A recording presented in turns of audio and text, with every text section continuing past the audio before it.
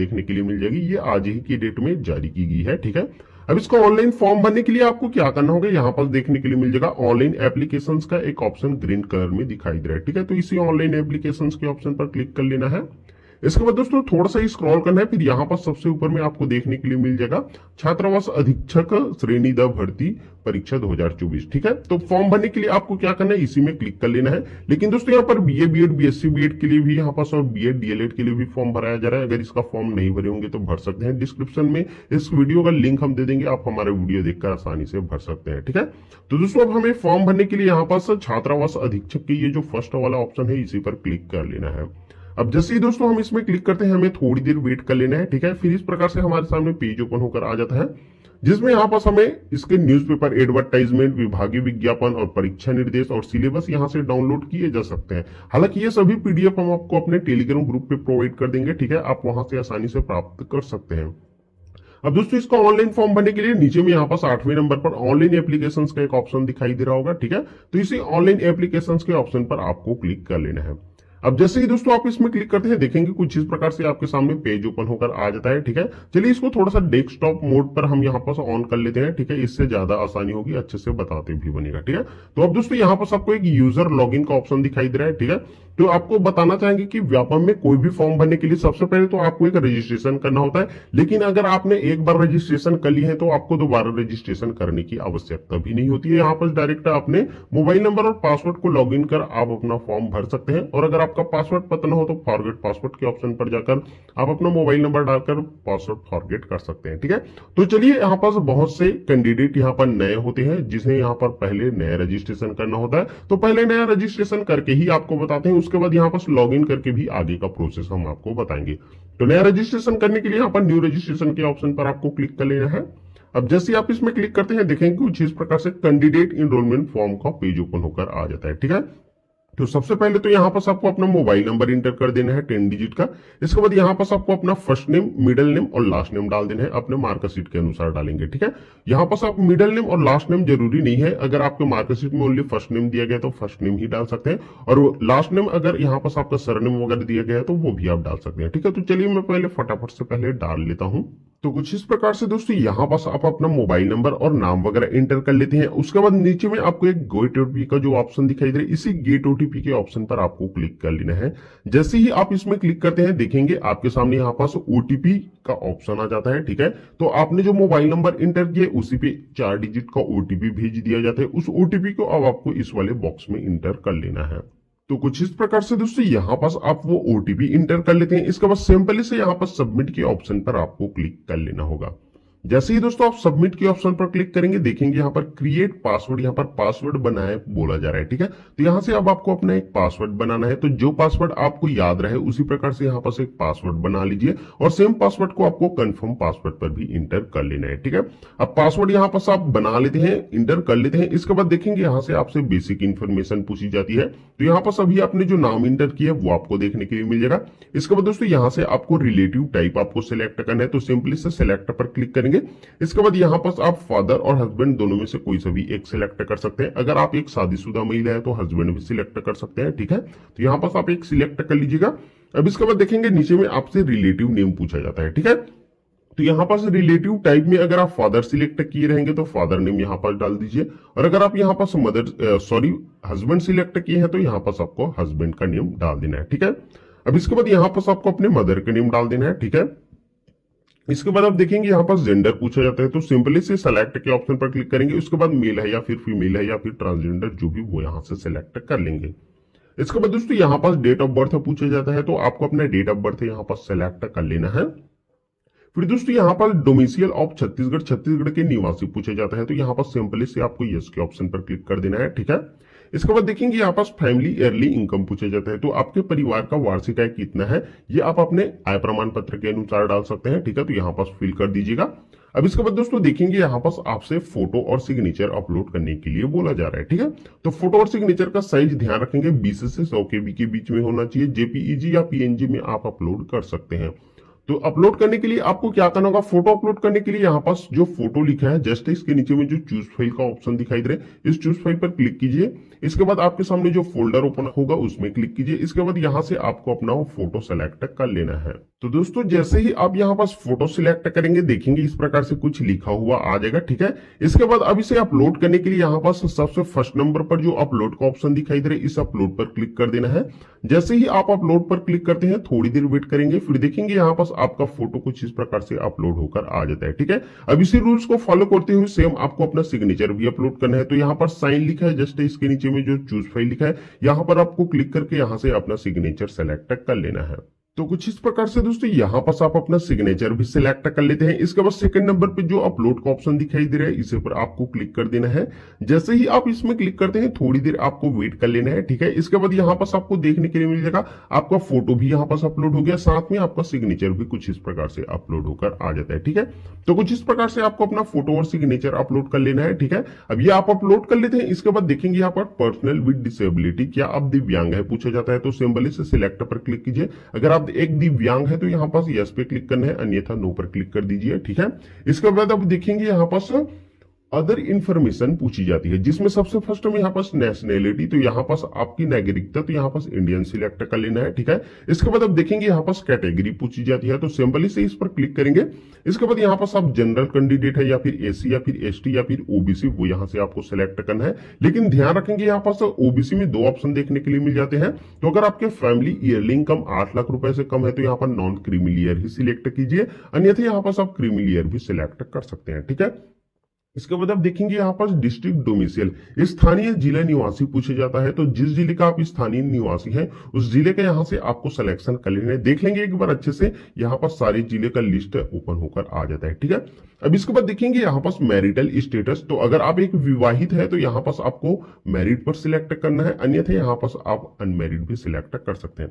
इसके बाद यहाँ पास आपको अपनी ईमेल आईडी भर देनी है, ठीक है, जो भी है। इसके बाद अब देखेंगे यहाँ पास प्रेजेंट एड्रेस, वर्तमान पता पूछा जाता है। तो अपने वर्तमान पता में आपका मकान नंबर क्या है, आपका स्ट्रीट या गली या मोहल्ले का नेम क्या है। इसके बाद यहाँ पास अपने गांव या शहर का नेम डाल देना है। फिर नीचे आएंगे तो ये देखेंगे यहाँ पास स्टेट पूछा जाता है, तो स्टेट में आपको सिंपली से यहाँ पास सिलेक्ट पर क्लिक करेंगे, फिर यहां से आपको छत्तीसगढ़ सिलेक्ट कर लेना है। इसके बाद यहां पर सर डिस्ट्रिक्ट पूछा जाता है, तो सिंपली से इसमें क्लिक करेंगे और यहां से आपका डिस्ट्रिक्ट, जो भी डिस्ट्रिक्ट है वो यहां से आपको फाइंड कर लेना है, ठीक है। इसके बाद यहां से अपने डिस्ट्रिक्ट भी सिलेक्ट कर लेना है। इसके बाद नीचे में देखेंगे यहाँ पास पिन कोड पूछा जाता है, तो अपने एरिया का जो भी पिन कोड है उस पिन कोड को यहाँ पास आपको डाल देना है, ठीक है। अब इसके बाद देखेंगे यहाँ पास आपसे स्थायी पता पूछा जाता है, तो अगर आपको वर्तमान पता और स्थायी पता दोनों समान है तो यहाँ पास एक बॉक्स दिखाई दे रहा है, इसी बॉक्स पर आपको क्लिक कर देना है, ठीक है। फिर ये ऑटोमेटिक फिल होकर आ जाता है। लेकिन ध्यान रखेंगे अगर आपका स्थायी पता अलग है वर्तमान पते से, तो यहाँ पास अपने स्थायी पता का मकान नंबर और यहाँ पर गली या मोहल्ले का नेम या फिर यहाँ पर गांव या शहर का नेम और यहाँ पर राज्य वगैरह अलग सिलेक्ट करना है, ठीक है। लेकिन सेम है तो यहाँ पास आपको दोबारा इंटर करने की आवश्यकता नहीं है। इसके बाद दोस्तों देखेंगे यहाँ पास डिक्लेरेशन आ जाता है, तो इस डिक्लेरेशन को आपको अच्छे से रीड कर लेना है, ठीक है। फिर यहाँ पास आपको एक आई एग्री का ऑप्शन दिखाई दे रहा है, सिंपली से इस पे क्लिक कर देना है। फिर यहाँ पास आपको एक कैप्चा कोड दिखाई दे रहा है, इस कैप्चा कोड को हूबहू इसी प्रकार से इस वाले बॉक्स में आपको एंटर कर देना है, ठीक है। तो कुछ इस प्रकार से दोस्तों यहाँ पास आप ये कैप्चा कोड भी इंटर कर लेते हैं। इसके बाद नीचे में आपको एक सबमिट का ऑप्शन देखने के लिए मिल जाता है, ठीक है। लेकिन सबमिट के ऑप्शन पर क्लिक करने से पहले आपने जितने भी डिटेल्स फिल की है उसको अच्छे से चेक कर लेना है। अगर आपका सारा डिटेल्स सही है तो सिंपली से अब आपको इस सबमिट के ऑप्शन पर क्लिक कर देना है। अब जैसे ही दोस्तों आप सबमिट के ऑप्शन पर क्लिक करते हैं देखेंगे आपका रजिस्ट्रेशन यहाँ पर सक्सेसफुल हो जाता है। फिर यहाँ पास आपको अपना इनरोलमेंट नंबर देखने के लिए मिल जाता है, कैंडिडेट नेम, रिलेटिव नेम और यहाँ पास मोबाइल नंबर और डेट ऑफ बर्थ भी आपको देखने के लिए मिल जाता है, ठीक है। अब इसके बाद आपकी का फॉर्म प्रोसेस करने के लिए आपको यहाँ पर गो टू यूजर लॉगिन के ऑप्शन पर क्लिक कर लेना है। लेकिन दोस्तों इस वाले पेज को आपको स्क्रीनशॉट लेकर रख लेना है अगर मोबाइल से फॉर्म भर रहे हैं तो, और अगर कंप्यूटर से फॉर्म भर रहे हैं तो इसे पीडीएफ में सेव करके रख लेना है, ठीक है, क्योंकि ये आगे आपका काम आएगा। अब दोस्तों आगे का फॉर्म अप्लाई करने के लिए go to user login panel के ऑप्शन पर आपको क्लिक कर लेना है। अब इसके बाद दोस्तों कुछ इस प्रकार से आप लॉगिन वाले पेज पे रिडायरेक्ट हो जाते हैं, ठीक है। अब दोस्तों आगे का फॉर्म अप्लाई करने के लिए आपको यहाँ पास लॉगिन करना होगा, ठीक है। तो अभी आपने जिस मोबाइल नंबर से रजिस्ट्रेशन किए है उस मोबाइल नंबर को यहाँ पास डाल देना है। इसके बाद दोस्तों अभी आपने जो पासवर्ड बनाया है उस पासवर्ड को आपको यहाँ पास डाल देना है। तो कुछ इस प्रकार से दोस्तों यहाँ पास आप अपना वो मोबाइल नंबर डाल लेते हैं और यहाँ पास आप अपना पासवर्ड भी डाल लेते हैं। इसके बाद दोस्तों सिंपली से यहाँ पास एक लॉगिन का ऑप्शन आपको दिखाई दे रहा होगा, तो इसी लॉगिन के ऑप्शन पर आपको क्लिक कर लेना है।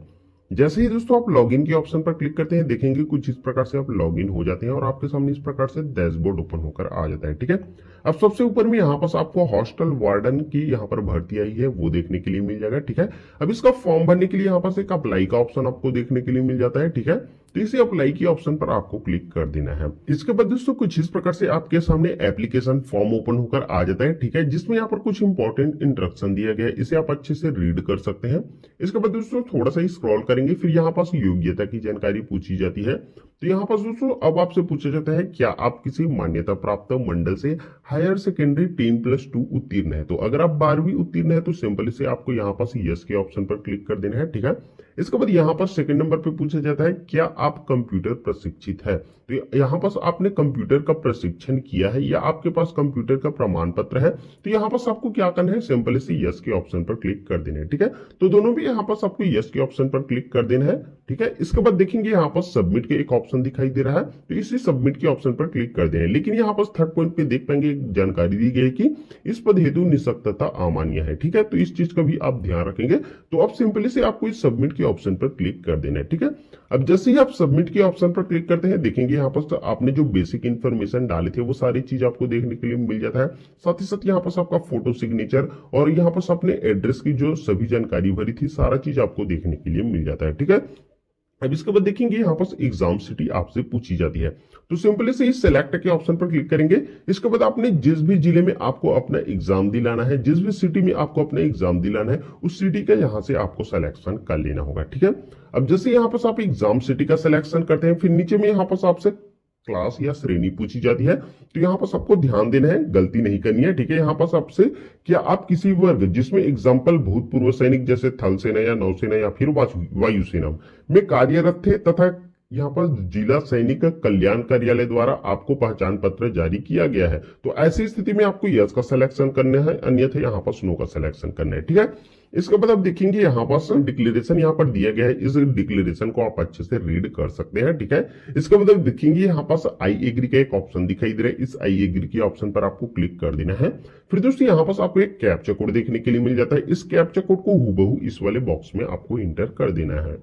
अब जैसे ही दोस्तों यहाँ पास आप ये कैप्चा कोड भी इंटर कर लेते हैं, इसके बाद दोस्तों आपने जितने भी डिटेल्स यहाँ पर फिल किए उन सभी डिटेल्स को आपको एक बार अच्छे से चेक कर लेना है। ठीक है, आपने जितने भी डिटेल्स फिल किए हैं वो सारा चीज यहाँ पर सही पाया जाता है। तो अब आपको सिंपली से इस सबमिट के ऑप्शन पर आपको क्लिक कर देना है। ठीक है, अब जैसे ही दोस्तों आप सबमिट के ऑप्शन पर क्लिक करते हैं, एक पॉपअप आ जाता है जिसमें यहाँ पर बोला जाता है कि कृपया आवेदन जमा करने से पूर्व आपके द्वारा भरी हुई सभी जानकारी को ध्यानपूर्वक आपको जांच लेनी है या संशोधन कर लेनी है। ठीक है, एक बार आवेदन जमा करने के पश्चात किसी भी समय या फिर किसी भी स्तर पर संशोधन या करेक्शन का अवसर नहीं दिया जाएगा। तो इस चीज का ध्यान रखते हुए अब आपको सिंपली से ओके के ऑप्शन पर क्लिक कर देंगे।